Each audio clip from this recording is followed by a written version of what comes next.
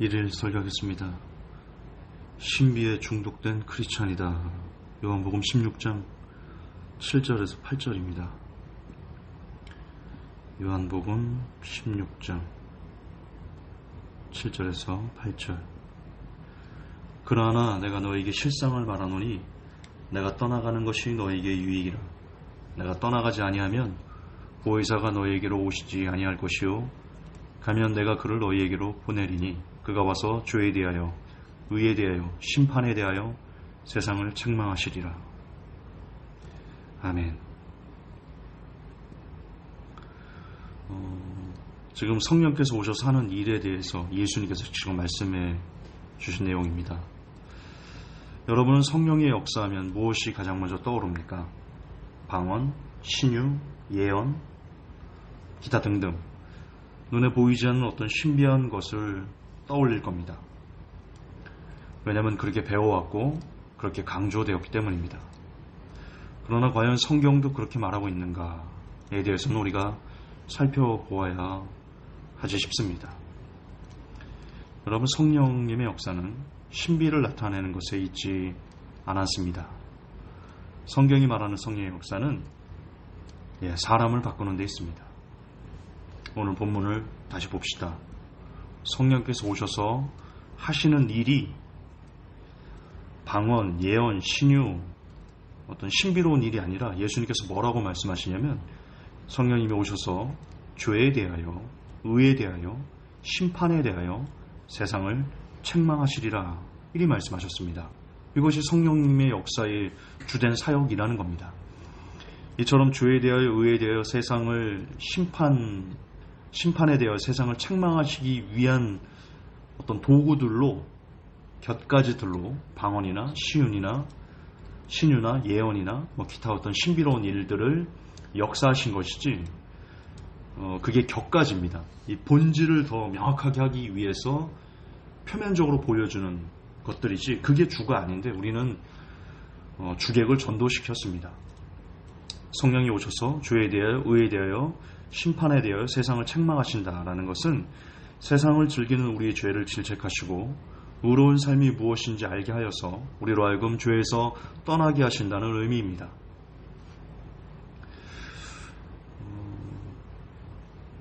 여러분, 우리 중에는요, 성령의 역사라며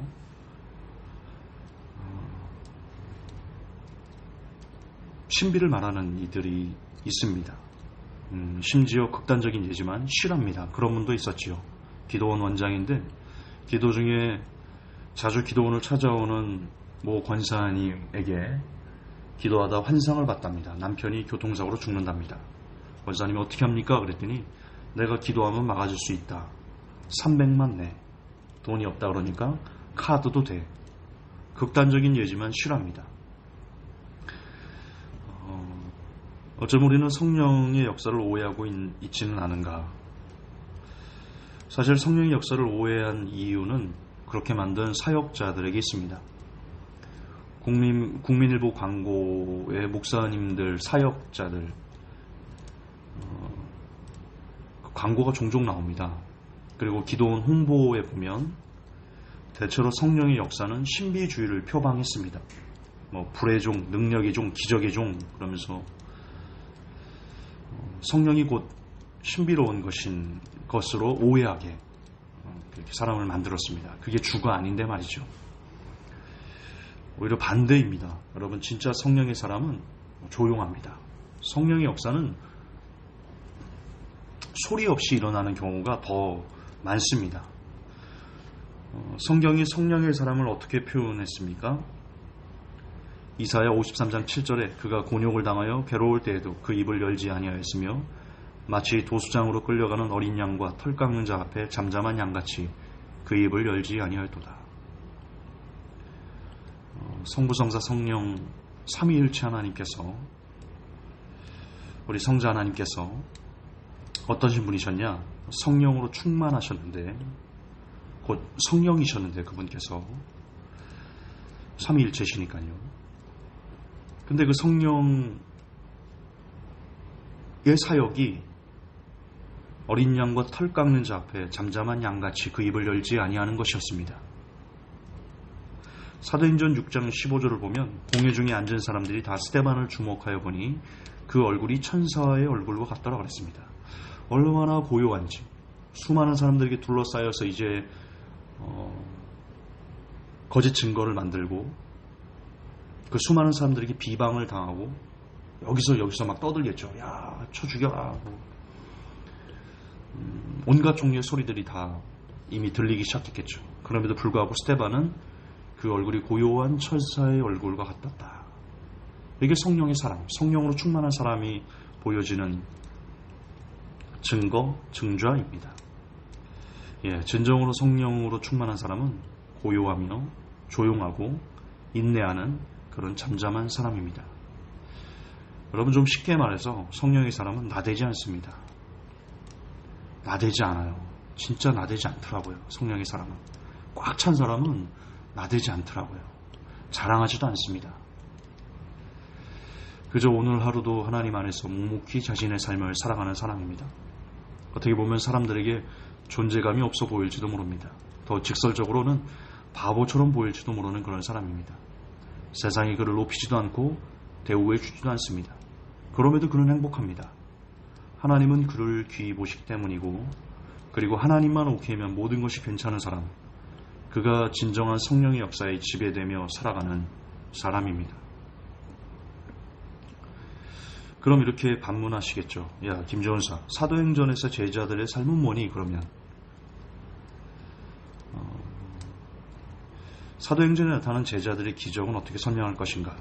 저는 개인적으로 그 시대마다 이끄시는, 그리고 역사하시는 방법들이 다른 것이다 라고 설명하고 싶습니다. 사도행전의 사도들의 기적은 아직 성경이 완성되기 이전이었습니다. 개인적으로는 더욱 특별하게 필요했다.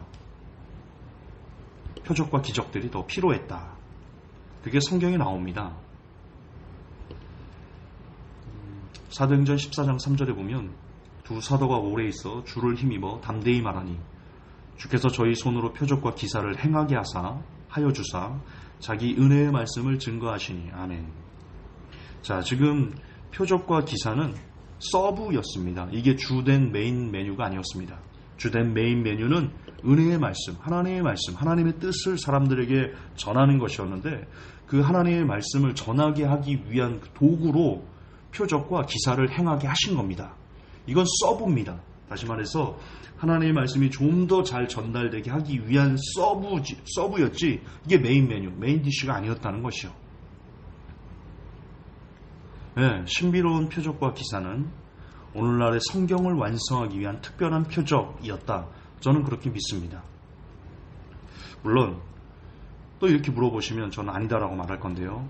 야, 김전사, 그럼 너는 사도행전의 기적이 끝났다고 말하는 것이니? 아닙니다.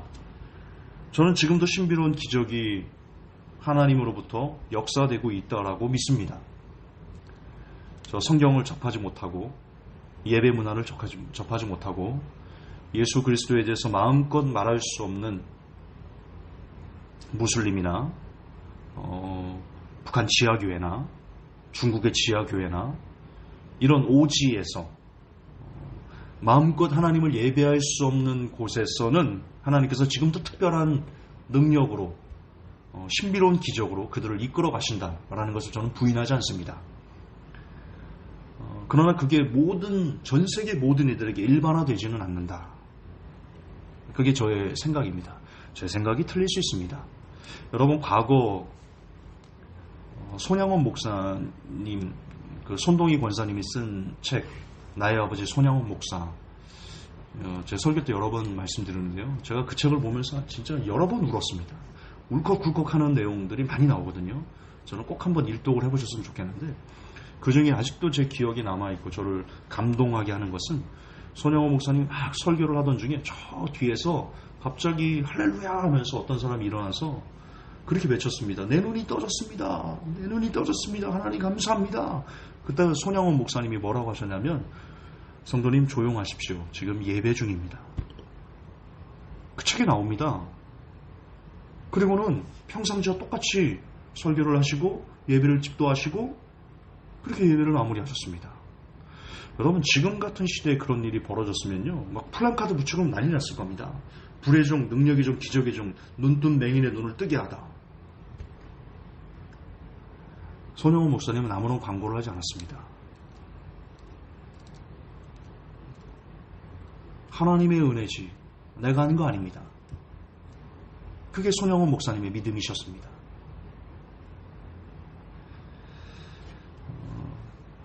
제가 말하고자 하는 핵심은 이것입니다. 성령님의 역사는 우리가 생각하는 것처럼, 우리가 주로 생각하는 것처럼, 더 정확한 표현인데요, 우리가 생각하는 것이 아니라 우리가 주로 생각하는 것처럼 신비에만 머물러 있지 않습니다. 그리고 목적도 신비에 있지 않습니다. 성령님의 역사의 핵심은 사람을 바꾸는 것에 있습니다. 이를 놓치지 않아야 한다는 점을 저는 강조하고 싶은 겁니다. 우리는 그동안 너무나 신비에 중독되어 왔습니다. 그래서 진정한 성령님의 역사, 성령님의 열매, 성령님이 열어가시는 뜻과 길에 대해서 우리가 올바르게 바라보지 못한 점이 있지 않나 개인적으로는 반성합니다. 여러분, 성령님을 원하십니까? 성령으로 충만하길 원하십니까? 그리고 성령께서 임한 증거로 여러분들은 방언이나 예언이나 신유 등의 어떤 신비로운 현상으로만 성령 충만을 이야기하고 있지는 않습니까? 그렇지 않습니다. 성령이 임한 증거는 내가 지금 성령 안에 사로잡혀서 살아가고 있나 없나 대단히 중요한 문제인데, 그것은 내가 지금 성령님과 함께 길을 걸어가는가 아닌가는 뭘로 스스로 확인해야 되냐면, 내 생각이 지금 바뀌었는가, 내 말이 바뀌었는가, 내 품성이 바뀌었는가, 내 삶의 방식이 바뀌었는가, 이것을 알아보는 것이 진정한 성령님의 역사가 내게 지금 임하고 있는지 아닌지입니다. 예를 들어서 예전에는 쓰레기를 아무렇지도 않게 버리던 내가 쓰레기를 버렸는데 한참을 앞으로 갔다가 내가 길거리에 아무렇게나 버린 쓰레기, 그걸로 인해서 고민이 되는 거죠. 그래서 다시 되돌아가서 쓰레기를 주워서 쓰레기통에 버리는 것, 저는 그것이 성령님이 그와 동행하고 있다는 증거다라고 말씀드리고 싶습니다. 그가 방언을 하고, 수만 마디의 방언을 하고, 예언을 하고, 환상을 하고, 꿈을 꾸고, 신유가 나타나고, 어떤 초자연적인 현상을 역사하는 것보다 오히려 지하철에서 껌을 파는 할머니를 무심코 지나쳤다가 자기도 모르게 그게 자꾸 마음에 쓰여서 되돌아가서 그 껌을 사들이는 것, 지하철에서 눈이 멀어서 찬송가를 틀고 어쩔 수 없이 구걸을 하는 어떤 맹인에게 그냥 지나쳤다가 그게 자꾸 마음이 걸려서 한 칸, 두 칸, 세 칸이 지나갔음에도 불구하고 그 한 칸, 두 칸, 세 칸을 따라가서, 쫓아가서 던지듯 돈을 주는 게 아니라 그분에게 단돈 1,000원이라도 공손히 그분의 손에 쥐어드리는 것, 그렇게 조금씩 변화되어 가는 것, 그것이 성령님께서 역사하신 자의 삶이다. 성령님은 그렇게 일하신다. 그것이 진짜 성령의 능력이다. 성령이 역사하는 방법이다. 그리 말씀드리고 싶습니다. 우리 모두 성령님으로 충만해서 정령 하나님께서 원하시는 사람으로 빚어져가는 그런 은혜가 가득하기를, 먼저는 제가 그런 사람이 되기를, 그리고 이 메시지를 듣는 모든 사람들이 될 수 있기를 예수님의 이름으로 기원합니다. 하나님, 우리가 너무 오랫동안 신비에 중독되어서 신비가 없으면 성령이 없는 것처럼 그렇게 여기고 있지는 않나 반성해 봅니다. 성령님의 역사는 죄에 대해서, 의에 대해서, 심판에 대해 세상을 책망하시는 것, 그것이 본질이라는 것을 오늘 다시 한번 깨닫습니다. 우리가 말하는 초자연적인 현상은 부수적인 것, 중요한 핵심이 아니라는 것 다시금 가슴에 새기게 하시고, 부디 성령께서 저를 지배하시고 이 메시지를 듣는 모든 사람들을 지배하사 우리의 삶이 바뀌기를, 우리의 언어가 바뀌기를, 우리의 생각이, 우리의 품성이 바뀌기를 하나님 도와주시옵소서. 걸어가신 우리 주 예수님 이름 받들어 기도합니다. 아멘.